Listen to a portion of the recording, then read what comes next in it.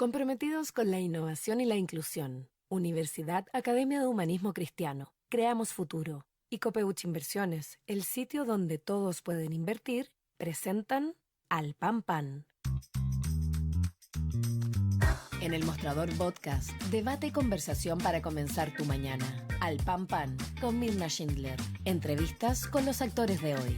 El Mostrador, el poder de la independencia. Para ustedes, muy buenos días. Comenzamos una nueva semana aquí en Alpampam por el mostrador.cl para tomar el pulso a las principales noticias. Vamos a estar en el siguiente bloque hablando sobre la situación que afecta al sacerdote Felipe Berríos, que fue expulsado de la Compañía de Jesús. Se le prohíbe, además, todo contacto pastoral con menores de edad durante un periodo de 10 años. Vamos a estar hablando de los descargos que él ha hecho también en una declaración pública. Y vamos a conversar sobre este tema con el doctor en historia y experto en la Iglesia Católica, él también historiador en estos temas, Marcial Sánchez. Vamos a estar hablando de aquello, pero queremos concentrarnos ahora en lo que va a pasar hoy día en el Congreso, porque se vota en ambas cámaras la ley corta de ISAPRES. La ministra de Salud, en una entrevista otorgada este fin de semana en La Tercera, ha dicho que el presidente no estaba dispuesto a asumir la responsabilidad de dejar caer a las aseguradoras privadas, mientras destaca que este acuerdo posibilita, en definitiva, sacar adelante esta crisis, pero al mismo tiempo que las ISAPRES devuelvan lo que cobraron de más. Sin embargo, sabemos que dentro del socialismo democrático hay dudas respecto de cómo se va a votar en tanto el Senado como en la Cámara de Diputadas y Diputados. Sobre este tema tan relevante queremos pasar a conversar con nuestro siguiente entrevistado, el senador de la UDI por la región de Coquimbo, y además integró la Comisión Mixta en Salud de la Ley Corta de ISAPRES, senador Sergio Gaona. Senador, ¿cómo le va? Gracias por estar con nosotros esta mañana. ¿Qué tal, Mirna? Muy buenos días. Un gusto saludarle y, por supuesto, feliz de estar aquí con el mostrador para poder conversar sobre este tema que nos ha tenido ocupado un año Sí, pues, desde la cualquier comisión, cantidad. claro, desde la Sí, pues. Comisión de Salud hasta ahora la Comisión Mixta y un rato más en la sesión de sala para ver si esto se aprueba finalmente. Ya, pues entonces vamos por ahí, entremos entonces en materia. ¿Cómo ve usted el escenario para que se apruebe esta ley corta? Porque ya he visto varias declaraciones, por ejemplo, el mismo senador Juan Luis Castro del Partido Socialista, contrario, el propio senador de la DC, Iván Flores, es un perdonazo así de claro. En la Cámara de Diputadas y Diputados también hay dudas, estoy hablando siempre del oficialismo. ¿Cómo lo ve? Mire, claro, es complejo porque es un tema bien específico, y bien técnico y por tanto es fácil los eslogans y hablar de perdonazo y hablar de una serie de cosas. La verdad es que en el caso del senador Juan Luis Castro, él objetó en la comisión mixta un solo tema que tiene que ver con esta posibilidad de que la deuda se pague a 13, él quería 12. Yo no veo gran diferencia entre 13 y 12 años, dado que al principio se había adoptado la posibilidad de que sean 10 años y después de la prolongación del ICSA, que puede ser mayor o menor en los próximos 3 años, no necesariamente como el de hoy, que fue de 3,3 finalmente. Él habla de 7,4, pero eso es el techo, el promedio final aplicado es 3,3. Por lo tanto, es curioso esto de que a última hora estén algunos parlamentarios señalando de que no les parece. Por tanto, yo creo que hay un poco de desconocimiento, hay un poco de caer en la frase fácil y de eslogan, y también hay un poquito de quizás de querer todo, digamos, querer haber aprobado todo al gusto de cada uno. Pero en definitiva el acuerdo que se llegó en la comisión mixta es un acuerdo razonable de la perspectiva de que a ninguno de nosotros nos dejó contentos y conformes 100%. Todos nos habría gustado que hubiera sido distinto, pero sin embargo creo que cuando hay una negociación de este tipo y tenemos posiciones tan contrapuestas, lo importante es poder llegar a un acuerdo razonable y creo que eso es lo que llegó en la comisión mixta. Y yo creo que eso se va a repetir en el Senado. Ya, o sea, usted es optimista respecto de que esta ley sale hoy día aprobada, entonces desde el Desde el Congreso. Senado a lo menos sí, desde el Senado sí. En la Cámara de Diputados es un poco más Ya. complejo. Ahí va a depender de qué tanto existe lealtad con el gobierno de parte del oficialismo, qué tanto el oficialismo, el gobierno ha sido capaz de convencer a sus parlamentarios, porque hay que recordar, Mirna, que este proyecto es Ujú. enteramente planteado por el gobierno, porque es de iniciativa exclusiva del presidente de la República. Por tanto, todas las indicaciones, todos los cambios fueron aceptados y además patrocinados por el gobierno. Uno entendería entonces que los miembros del Congreso, que son parte de una coalición de gobierno, debieran apoyar a su gobierno. Pero bueno, ahí vamos a ver la capacidad del gobierno para poder alinear a su gente. Vamos viendo, senador, cuáles son los elementos que están integrados en este acuerdo que usted dice claramente no dejó a todo el mundo contento, ¿no? Hubo tanto por parte del gobierno, de hecho la misma ministra señala acá que, por ejemplo, esto del ICSA, este índice, ¿no es cierto?, que establece como el llamado IPC de las ISAPRES, ¿no es cierto?, que establece cuánto es el máximo que se puede cobrar o aumentar respecto de los planes. Dice, se tuvo que conceder en aras de llegar a un acuerdo por el bien mayor, porque si no, dice ella, la verdad es que sería difícil sacar el acuerdo. ¿Cuál es el punto? Y aquí quiero linkearlo con lo que ha dicho el senador Castro y otros. Es que esto significa en la práctica trasladar la deuda a las personas. ¿Cómo lo ve? ¿Cómo ve esa discusión? A ver, la deuda se traslada a las personas cuando el gobierno plantea de que se va a permitir una prima extraordinaria que puede alzar el precio base del costo de un plan de salud al 10%. Ahí se traspasa la deuda a las personas. ¿Qué es lo que es el ICSA? Y por lo tanto hay que precisar, y un poco lo que yo decía al principio, esta dificultad que hay con un tema tan específico y tan técnico. El ICSA es el índice de costos de la salud. ¿Qué es lo que se hace? Cada ISAPRE entrega a la superintendencia cómo ha sido el comportamiento de sus costos durante el año anterior. Algunos ISAPRES el costo les subió hasta incluso en un 20, 25, 30%. Otras ISAPRES el costo les subió un 2%, un 3%. Incluso algunas ISAPRES durante el año 2023, por ejemplo, no les subió el costo, los costos. Por tanto, ¿qué se hace allí? Se hace un promedio ponderado en función del tamaño de cada ISAPRE, la cantidad de usuarios que tiene, y se define un promedio. Y se fija ese promedio como techo. Por ejemplo, el año 2023 se fijó un promedio del 7,4, que ha sido uno de los más altos, producto de una serie de situaciones, porque además fue un ICSA que el propio gobierno y el propio senador Castro aprobó en la ley de reajuste del sector público, donde eliminan el efecto del FONASA en este cálculo. Al eliminar el efecto del FONASA en este cálculo, evidentemente hay una menor posibilidad de que vaya hacia la baja el ICSA, sino que va hacia el alza, porque las prestaciones del FONASA están subvaloradas y por tanto siempre van a tirar hacia abajo esa alza de costo. Entonces, ¿qué significa esto? Se fijó un techo del 7,4. Significa que aquellas ISAPRES que subieron en un 20% no lo pueden subir más allá del 7,4. Aquellos que tuvieron esa alza mayor, el techo máximo para subir es 7,4. Y aquellas ISAPRES que tienen una alza de costo, por ejemplo, del 2%, solo lo pueden subir hasta el 2%, no hasta el techo. Es hasta su alza solamente y el techo es para la que sobrepasan.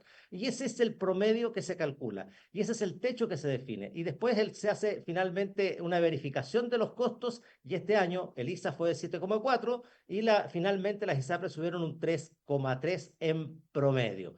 ¿Qué se hizo? La forma de cálculo de este ICSA que se viene calculando hace mucho tiempo. No es que sea un ICSA para esta ley, sino que lo que cambia es que se resta el efecto del FONASA por 3 años, porque el efecto del FONASA tira hacia abajo el ICSA, porque evidentemente las coberturas del FONASA en el sector privado y además en los costos de las prestaciones están subvaloradas. Una idea simplemente. El FONASA cubre en una cirugía, no alcanza a cubrir el 20% del costo. Esa es la gran diferencia y por eso ese efecto se retira por 3 años o hasta cuando el gobierno presente un proyecto de ley para desarrollar un nuevo mecanismo de alzas de las ISAPRES que sea convenido y por supuesto verificado por el superintendente. Eso es el ICSA. Por lo tanto, aquí se han dicho muchas cosas y como le decía recién, como es muy fácil los eslogans, es muy fácil en un tema complejo no profundizar, ocurre lo que está ocurriendo, una confusión en la ciudadanía. Ya, es que espérese un ratito también, senador, porque, por ejemplo, tengo acá declaraciones del ex superintendente de salud, Héctor Sánchez, que comentaba sobre la propuesta de la comisión mixta, que si no es un perdonazo, dice, no sé lo que es. En el fondo se está trasladando a las personas de nuevo, ¿no es cierto?, el pago directo de esta deuda de una u otra forma. Usted, entonces, descarta absolutamente que se trate finalmente de cargarle al bolsillo de los usuarios esta crisis.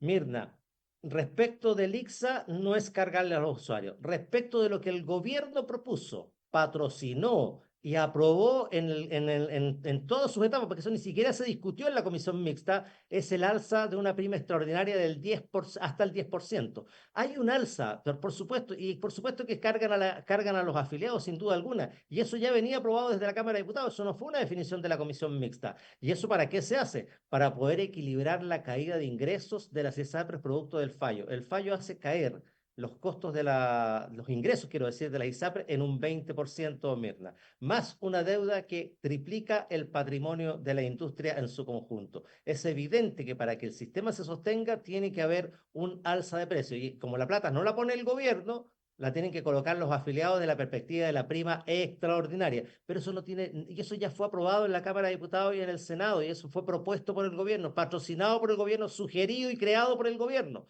Lo que no es cierto es esto de que el ICSA implique que finalmente van a terminar pagando los usuarios este aumento, porque el ICSA lo que refleja es el aumento de costos por el alza del costo de las prestaciones y por el aumento del uso de la frecuencia de las prestaciones y el aumento de las licencias médicas. Eso es lo que mide el ICSA. Por lo tanto, no hay que confundirse entre la prima extraordinaria, que hace que los afiliados paguen un adicional a su precio y que evidentemente tienen que las ISAPRE ofrecerles un mejor plan, no es porque graciosamente la gente tenga que entregar un alza o una prima extraordinaria, eso es porque las ISAPRE tienen que ofrecerle un mejor plan a las personas y las personas tienen que pagar ese 10% extraordinario como techo, no necesariamente puede ser ese 10, puede ser menos, además las ISAPRE si no quieren perder usuarios o afiliados, lo que tienen que hacer es que esa prima sea lo más baja posible, de tal manera que no afecte el costo de sus planes. Y aquí otro elemento importante, con la tabla única de factores y el fallo del GES, con estos dos fallos, lo que hace es bajar también el precio de los planes.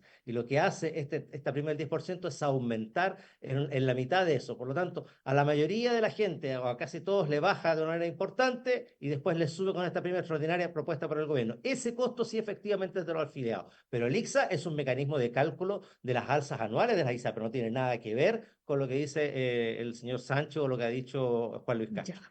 Perfecto. Entonces, en la práctica, senador Gaona, cuénteme cuáles son los efectos, porque es para redondear, una vez que se aprueba esta ley corta, si es que efectivamente se logran los votos hoy día para que salga adelante. En la práctica, lo que decía la ministra, pero quiero que por favor usted me haga un resumen, ¿no? Porque la ministra, por ejemplo, señalaba, se suspende el cobro de los menores de 2 años, ¿no es cierto? Que era un tema que estaba ahí pendiente, se acaba la discriminación por sexo, se suspenden los cobros en exceso, se establece un mecanismo concreto para el pago de cobros en exceso también, se cierran todas las causas que han llevado a la judicialización y además se agrega esta modalidad de cobertura complementaria de FONASA-MSC. A ver si nos ayuda a entender en términos muy fáciles y muy concretos qué es lo que pasa a partir de la aprobación de esta ley en todos estos elementos.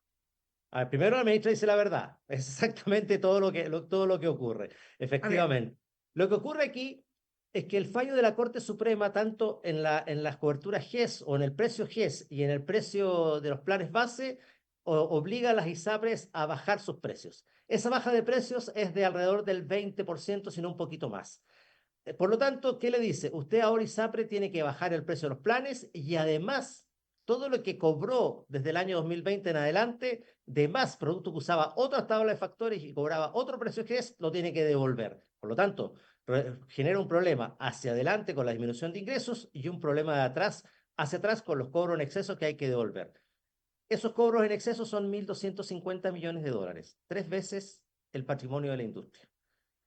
Y hacia adelante significa el 20% de disminución de los ingresos. No hay ninguna industria que soporte eso y quiebran, y ahí las personas pierden su cobertura de salud, pierden su cobertura de tratamiento y no se les devuelve un solo peso. Por tanto, para evitar esa quiebra, lo que se hace es equilibrar ingresos y ver formas de pagar la deuda. ¿Cómo se equilibran los ingresos? Con una prima extraordinaria que propuso el gobierno de hasta un máximo del 10% y con además otros elementos que tienen que ver con la contención de costos.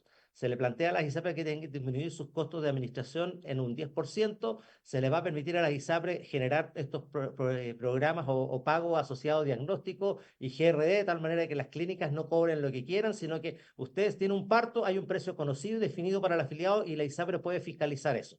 Y eso permite bajar costos, permite efectivamente con esta prima del 10% aumentar los ingresos y llegar o tratar de llegar a la disminución de los ingresos hacia adelante. Después, con las utilidades que tengan las ISAPRES, tienen que empezar a pagar la deuda o con aporte de capital o con lo que esté inconveniente, empezar a pagar la deuda para atrás. ¿Y cómo pagan la deuda? En plazo. ¿Ese plazo cuánto es? El gobierno propuso 10, estábamos llegando a un acuerdo de 12, que es lo que quería el senador Juan Luis Castro, se terminó en 13, y además se propuso también la alternativa de que el ICSA que se calculó para este año, que adelantó los flujos y que sacó al FONASA del cálculo, sea por 3 años o hasta cuando el gobierno presente un proyecto de ley. En síntesis, lo que hace este proyecto de ley es equilibrar ingresos y costos hacia adelante, pagar la deuda hacia atrás y que la alza de las ISAPRES no sea tan alta para la gente. Eso es en Ya. síntesis. Súper buena la explicación y es necesaria hacerla, como dice usted, senador Gaona, porque son temas muy técnicos, pero que tienen efecto directo, por supuesto, en la salud de las personas, sin ir más lejos. Pero quiero preguntarle lo siguiente, ¿por qué ex superintendentes como Manuel Inostroza, se ha dedicado por años de su vida a estudiar este tema de las ISAPRES y la reforma necesaria al sistema de salud, etcétera, sostiene que, claro, esto resuelve ahora el problema, pero a la larga, de aquí a 2 años, él calcula que el sistema no va a ser viable, es decir, van a aumentar tanto los costos de los planes que finalmente se va a producir una fuga que él calcula en alrededor de 1,6 millones de personas. Por lo tanto, las ISAPRES, dice él, y con esto cierro, terminarían teniendo apenas, o sea, de los 2,7 millones de hoy, van a tener 1 millón de afiliados, lo que va a cargar a su vez, ¿no es cierto?, y va a presionar al sistema de FONASA y al sistema de salud pública. ¿Qué le parece esa definición? ¿Cómo lo ve? Bueno, tiene la razón Manuel, es así, es efectivamente, igual que lo mismo que pensamos nosotros. Con ese volumen de deuda, lo que ocurre efectivamente es que esta solución que planteó el gobierno es transitoria, a no ser de que en el proceso de estos 2 años o 3 años, por eso esto del ICSA, que permita en alguna medida ir regulando los ingresos, puedan generarse algunas leyes que permitan, por ejemplo, terminar con la discriminación por edad, terminar con las declaraciones de salud y generar un sistema de compensación inter-ISAPRES. ¿Qué significa este sistema de compensación inter-ISAPRES? Aquellas ISAPRES que cargan con una cartera de afiliados más riesgosa van a recibir un fondo, de parte de un fondo aportado por todas las ISAPRES, desde aquellas ISAPRES que tienen una cartera más joven o menos añosa o con menos cargas de enfermedades y por lo tanto menos riesgo. Y eso debiera tender a equilibrar. Por lo tanto, va a ser muy importante lo que ocurra de aquí a los próximos 2 años respecto de la ley de ISAPRES, respecto de cómo funciona el mercado de las ISAPRES también y cómo funciona cada ISAPRES. Las ISAPRES están obligadas a contener los costos de administración, tienen que bajarlo a lo menos un 10%. Están obligadas también a usar mecanismos como los pagos asociados de diagnóstico, como decía recién, y también los grupos relacionados a diagnóstico. Y los prestadores de salud, las clínicas también tienen que ser mucho más transparentes y acotar mucho más los costos en lo que implica la atención de usuarios de ISAPRE. Hoy día usted va a una clínica y le sale una cuenta gigantesca y se la repiten varias veces algunos elementos y no hay racionalidad en los costos. Total, paga la ISAPRE y paga el afiliado. Aquí lo que tiene que haber es que efectivamente los prestadores privados también hagan un esfuerzo importante por concentrar y efectuar una racionalidad en sus costos de tal manera de que la cobertura que tenga que hacer la ISAPRE no permitan seguir con este desangramiento que hoy día tenemos. Ya, pero espéreme, la pregunta es la siguiente. ¿Usted ve realmente posibilidades de avanzar hacia una reforma a las ISAPRES? Porque la ministra no lo esgrime de manera clara este punto, ¿no? El gobierno está a su vez focalizado en dos reformas como el pacto fiscal y la reforma a las pensiones. Entonces, si de aquí a 2 años no sale esto, bueno, ¿qué va a ocurrir? Bueno, el gobierno está obligado, en el articulado transitorio de la ley corta de ISAPRE señala claramente que el gobierno el 1 de octubre tiene que presentar un proyecto de reforma a la salud que incluya el plan garantizado de salud, que incluya la situación de las ISAPRES que acabamos de mencionar, que incluya el término de la declaración de salud y finalización de las preexistencias y todos esos mecanismos. Eso está mandatado en la ley y tiene que presentarlo el gobierno a partir del 1 de octubre. Y obviamente, si el gobierno no cumple con eso, está incumpliendo una ley y eso es perfectamente susceptible de acusación constitucional, en este caso a la ministra de Salud.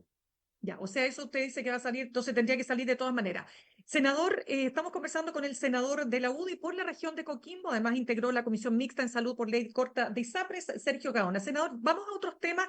Quiero preguntarle lo siguiente, a propósito de la tragedia de Putre, bueno, hoy día el presidente Gabriel Boric, una vez que ya ratificó al general Iturriaga al mando de la comandancia en jefe del ejército, se reunió con él, ¿no es cierto? Y hoy día se va a reunir con la madre de Franco Vargas, ¿no es cierto? Romy Vargas. Se ha reinstalado la discusión también en estos días a propósito de este caso, si corresponde o no utilizar la justicia militar en determinados casos que comprometen, por supuesto, a uniformados. Pero particularmente en este caso se ha hablado de que debiera ocuparse la justicia civil.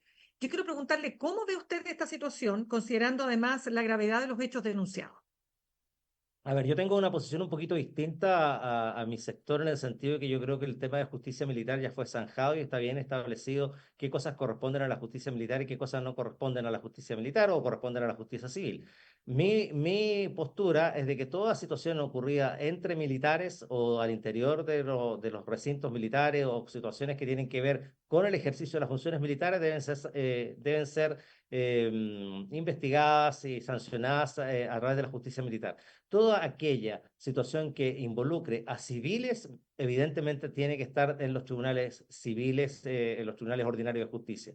En este caso, a mí me parece que la decisión que se ha tomado, que esto tiene que estar en los tribunales militares, es porque evidentemente aquí hay involucrados militares, tanto soldados conscriptos como probablemente oficialidad o suboficialidad que está en el proceso de conscripción militar. Por lo tanto, eso debe ser investigado, sancionado y todo lo demás por la justicia militar, basado en mi tesis de que los temas que son de militares en la justicia militar y los temas que involucran a civiles tienen que ser en la justicia civil. Ya, y usted entonces no es partidario en casos donde, claro, porque acá evidentemente los conscriptos se señala que son militares, aunque ahí hay toda una discusión, se ha planteado, ¿no es cierto?, incluso en este caso puntual, la posibilidad de llevarlo a la justicia ordinaria, pero entiendo el punto que usted señala, pero usted dice que respecto de otros casos que comprometen a oficiales de las Fuerzas Armadas o a integrantes de las Fuerzas Armadas, ¿no es cierto?, o a uniformados de carabineros con civiles, usted es partidario de que se aplique la justicia ordinaria tal como ha ocurrido y no volver para atrás.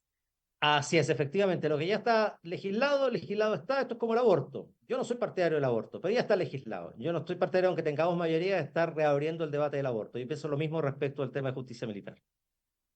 Perfecto, senador. Vamos a otros temas entonces. Quiero preguntarle respecto de lo que han sido las declaraciones. Este fin de semana hubo declaraciones de la ministra Camila Vallejo al diario El País de España, señalando varios temas. Ella decía que, por ejemplo, señalaba respecto del famoso perro matapacos, ¿no es cierto? Que decía que darle tanta importancia a un símbolo en lugar de ir al fondo era como que el perro matapacos se había convertido en un chivo expiatorio para no entrar en los temas de fondo que explican la grave crisis de seguridad y decía y remataba, al crimen organizado le dan lo mismo los símbolos, al crimen organizado lo que le importa es seguir actuando. ¿Cómo ve esa definición? Yo creo que es una forma fácil de poder sacarse el problema de encima. Este gobierno durante varios años fue una oposición muy obstruccionista, fue una oposición que rendía pleitesía y además hacía homenajes al perro matapaco. Por lo tanto, decir ahora que es solo un símbolo, yo creo que es desconocer lo que significan los símbolos en política. Y es evidente que es una cuestión que le va a costar sacarse de encima al gobierno. Y yo entiendo que el gobierno y el presidente de la República ha sido claro, que se arrepiente de toda esa veneración que había al perro matapacos y lo que significaba eso en respecto de la violencia. Por lo tanto, esa perspectiva me quedo con las declaraciones del presidente y no con las declaraciones de la ministra Vallejo. Ya, y cuando dice la ministra Vallejo que el gobierno del presidente Gabriel Boric espera que la oposición abandone su posición original de atrofiar a la administración, ¿qué le parece a usted? ¿Usted siente que esta oposición de alguna manera se ha convertido en la misma? Es decir, lo mismo que ustedes criticaban cuando eran oficialismo respecto de la oposición de ese entonces, oficialismo hoy. De alguna manera se ha dado vuelta este juego, están en la otra cara de la moneda, pero están actuando de la misma manera, como usted dice, obstruccionista, impidiendo los acuerdos. A ver, partamos con el fast track para la legislación de seguridad. Fue amplia la discusión, se hizo un fast track, duró un año, de los 20 y algo proyectos, se aprobaron 21 proyectos, quedaron 4 o 5 que hoy día se están discutiendo y a propósito del horrendo crimen de Carabineros, esto se está acelerando. Así que no me pueden hablar la ministra Vallejo de obstruccionismo. Respecto al pacto fiscal, cuando ellos presenten buenas cosas para el país, nosotros siempre vamos a estar disponibles. El problema es que siguen proponiendo las mismas cosas que vienen proponiendo hace muchos años y que resultan resultan muy fracasadas. La reforma tributaria de la presidenta Bachelet fue un fracaso. La reforma escolar de la presidenta Bachelet, otro fracaso. Por lo tanto, nosotros no queremos ser cómplices de todos esos fracasos y de ese tipo de situaciones que hoy día ocurren con el gobierno. Y de esto no se trata de hacer obstruccionismo. Si fuera por eso, no habríamos llegado a acuerdo a la ley corta, no habríamos llegado a acuerdo a la ley de seguridad y llegaremos a acuerdo en materias de previsión, en todas aquellas cosas que estamos conformes y que perfectamente podemos llevar adelante. Y en los temas del pacto fiscal o el pacto para el crecimiento, en todas aquellas cosas que impliquen crecimiento y no retroceso, que impliquen mantención de impuestos y no alza de impuestos, vamos a estar de acuerdo. ¿Por qué tenemos que estar de acuerdo en lo que ellos creen que es lo mejor para el país y con la posición nuestra es distinta? Por lo tanto, de esa perspectiva, a nosotros nos parece que más construccionismo lo que nosotros hemos hecho es mejorar los proyectos de ley y por eso que ha logrado salir adelante toda la agenda de seguridad o gran parte de ella y que va a terminarse este año y esperamos sacar la agenda de crecimiento económico también hacia adelante. Ya, pero la ley, perdón, la reforma a las pensiones es una reforma que va más allá de este gobierno. Cuántos gobiernos llevamos, senador Gaona, para poder sacar adelante esa reforma? Quiero preguntarle lo siguiente, porque entrevistaba al senador de Demócratas, Matías Walker, y él señalaba que su postura, su planteamiento como partido es que del 6% de cotización adicional, 1,8 vaya para un seguro de longevidad. O sea, viendo fórmulas distintas, porque Chile Vamos se ha de alguna manera parapetado en el que estos 6% vaya íntegramente a las cuentas individuales, pero pareciera ser que para llegar a acuerdos siempre hay algo que ceder. Usted mismo decía respecto de esta ley corta, todos tuvieron que ceder, a nadie le gustó completamente el acuerdo. Acá pareciera ser que no hay ese mismo espíritu. ¿Cree que se puede destrabar realmente de aquí al primer semestre, como decía, en este primer semestre, quiero decir, como decía el senador Matías Walker?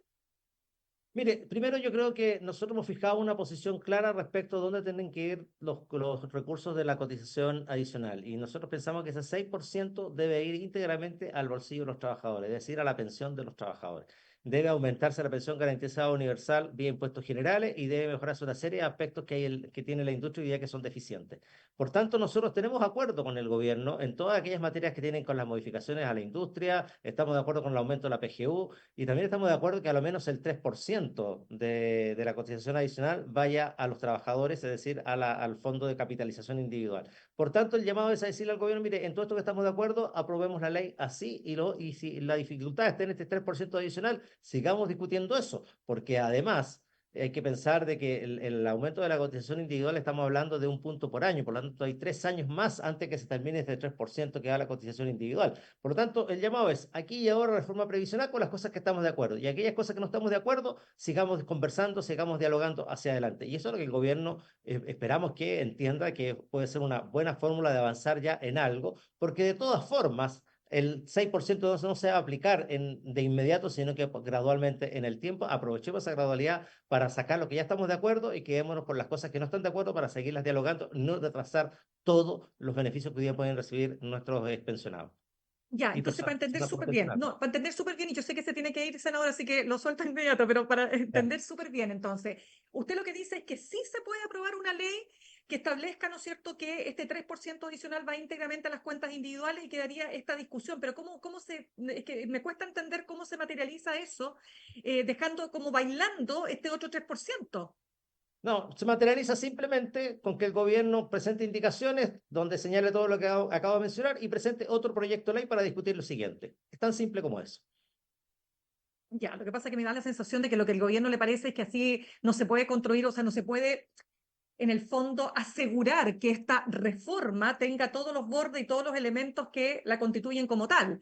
Creo que es un riesgo, me imagino que esa es la discusión que se está instalando, o ese es más bien la aprensión, ¿no es cierto?, dentro del gobierno, que esto tiene que quedar cerrado, porque lo contrario, después viene otro gobierno, vienen otras administraciones, y ¿qué va a pasar entonces con ese 3% adicional, no? Claro, lo que pasa es que aquí el gobierno tiene que entender o Mm. avanza lo que puede o no avanza nada. Es tan simple como eso. Y por lo tanto aquí hay que apuntar de que muchas veces no siempre puedes lograr todo lo que quieres. Nosotros estamos pensando de que no vamos a lograr el 6% al tiro y por lo tanto partamos con el 3%. Y ellos están pensando de que no van a lograr de que efectivamente puedan tener ese 3% para un fondo de reparto o incluso más como lo habían planteado, pero sí van a poder otorgar ya este primero 3% hacia la cotización individual, en que ellos sí están de acuerdo. Entonces, en aquellas materias que estamos de acuerdo, vamos adelante, aprobemos, y el gobierno tiene la posibilidad, porque es materia de seguridad social, por lo tanto el gobierno propone y plantea sus indicaciones, cerremos el tema y presente otro proyecto de ley para continuar con lo demás. Total, hay Ya, tiempo pues. para eso. Bien, pues senador, quiero darle las gracias al senador Sergio Gaona, senador de la UDI por la región de Coquimbo, y vamos a ver cómo se da esta votación hoy día. Pues ojalá que usted tiene alguna aprensión de que, perdone, para cerrar solamente el punto, que el oficialismo pueda dar una sorpresa ahí para el gobierno. Bueno, yo creo que a esta altura, Mirna, se puede esperar cualquier cosa de este gobierno y especialmente del oficialismo, sobre todo en la Cámara de Diputados. Por lo tanto, yo no doy por cerrado nada aquí. Yo solo puedo asegurar mi voto y votos probablemente de la bancada nuestra, que yo entiendo que tenemos un amplio acuerdo en esto, entendiendo de que hay muchas cosas que no nos gustan, que muchos piensan como piensa Manuel Nostroza, como lo hago yo, pero al final en esto muchas veces lo óptimo es enemigo de lo bueno, y yo creo que es el minuto de resolver este problema, a lo menos temporalmente. Ya, senador, muchas gracias entonces, que tenga muy buen comienzo de semana. No, muchas gracias a usted por la entrevista y en cualquier minuto a su disposición. De todas Muchas gracias. maneras, que esté muy bien. Muchas gracias. Vamos a saludar a esta hora a nuestros auspiciadores, Universidad Academia de Humanismo Cristiano, porque ha llegado el tiempo de cumplir tus sueños, de construir tu futuro, de aprender para transformar. Universidad Academia de Humanismo Cristiano, creamos futuro, acreditada y adscrita a gratuidad. Ahorrar cotidianamente se puede y de forma organizada, rápida y online con Ahorrando, la nueva funcionalidad de tu app Copeuch, en donde puedes programar ahorros de manera fácil y entretenida, eligiendo tus propias reglas y metas. Haz que el ahorro sea parte de tu vida con Ahorrando de Copeuch. Más información en copeuch.cl. Y a la hora de hablar de dinero y poder, queremos invitarte a que seas parte de nuestra comunidad del Mostrador Semanal, un newsletter que todos los domingos y jueves, a cargo de nuestro editor económico Iván Weissman, te cuenta lo que hay que saber de economía, finanzas y negocios. Inscríbete en la sección de newsletter del Mostrador.cl. Vamos a ir al corte y al regreso nos vamos a meter de lleno en lo que ha pasado con el sacerdote Felipe Berríos, expulsado de la Compañía de Jesús. Le prohíben además contacto con menores de edad por un plazo de 10 años, los descargos que él también ha hecho a través de una declaración pública de quien fuera, además, uno de los creadores de Techo para Chile, una figura muy emblemática y que está enfrentando además esta determinación del discariato para la doctrina de la fe. Vamos a estar conversando con el doctor en historia, experto en Iglesia Católica, Marcial Sánchez. Ya regresamos. En instantes, una nueva entrevista en Al Pan Pan con Mirna Schindler por El Mostrador Podcast, el poder de la transparencia.